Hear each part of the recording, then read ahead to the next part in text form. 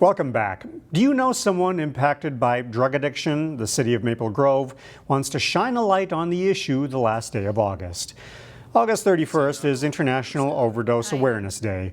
The council first recognized the day back in 2020 following the death of 19-year-old Grant Simek. Those observing the day hang purple lights or ribbons outside their home. Addiction is something that I have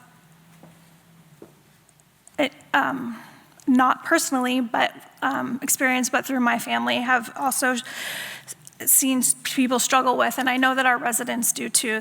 Maple Grove's town green will also be lit up in purple on August 31st. School is almost back in session and teachers and staff have started preparing. This weekend in Newsmakers, Shannon Slatton sits down with Osseo Superintendent Dr. Kim Heil for a look at the upcoming year.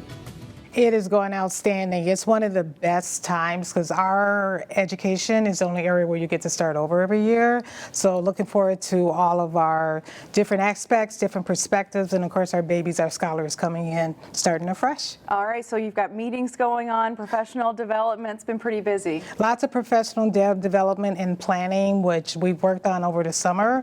So we've all been working towards creating our strategic priorities for 24-25. So we're looking good. Any strategic priorities that you want to highlight for everybody?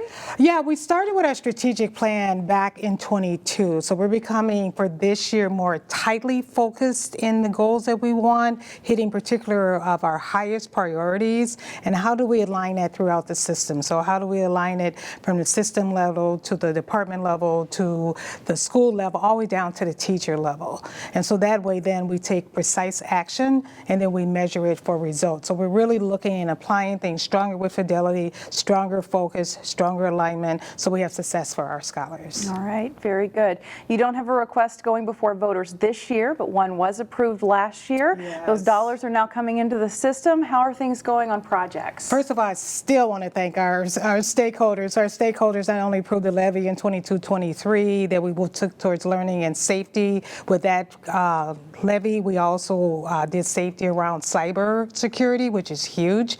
So we were able to do that. And then for 23-24, once again, our stakeholders supported us, and that was a bond levy. So with that, we're going to be able to touch every one of our buildings in our system. So from HVAC systems, and so we have 66 projects in 4 years. So every school will get some form of flexible learning, and we have several major projects going on, from Arborview to repairing of roof, and we got major renovation going on in Northview Middle and Brooklyn Steam School Middle this year. All right.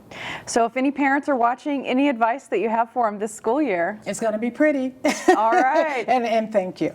We always have to go back and say thank you. So they have always supported our school system, they're supporting our scholars, and we're going to do what we can to make sure they get everything they need. So. All right. Well, thank you very much for coming in today, telling us about the school year. We wish you guys the best of luck. Dr. Kim Heil, thank you. Thank you.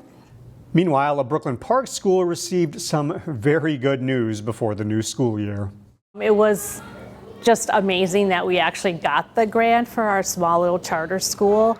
Brooklyn Park's Spiro Academy is one of more than 35 schools across Minnesota to receive an education pipeline grant. That state funding will help support and train special education teachers.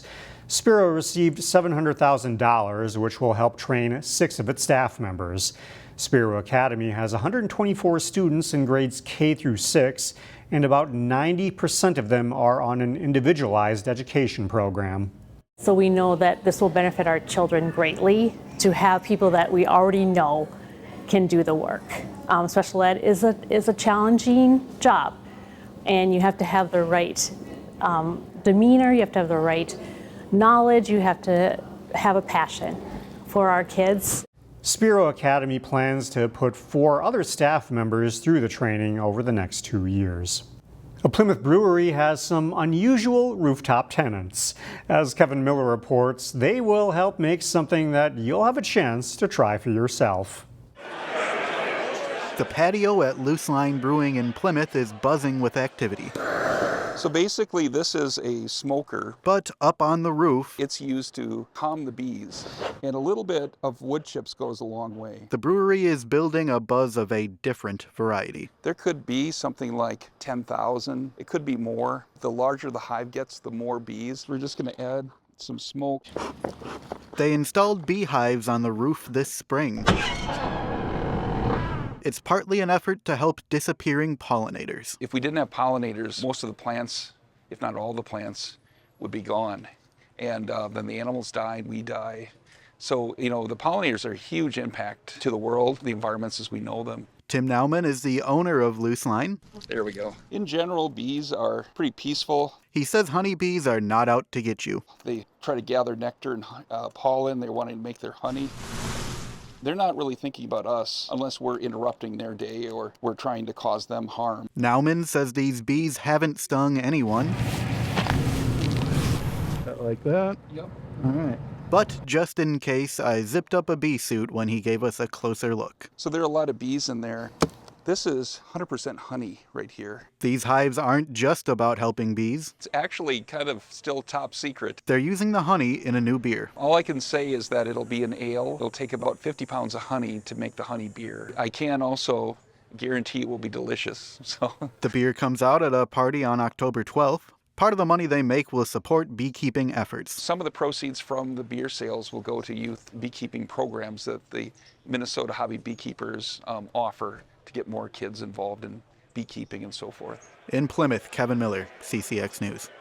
And we'll have more information about beekeeping at ccxmedia.org.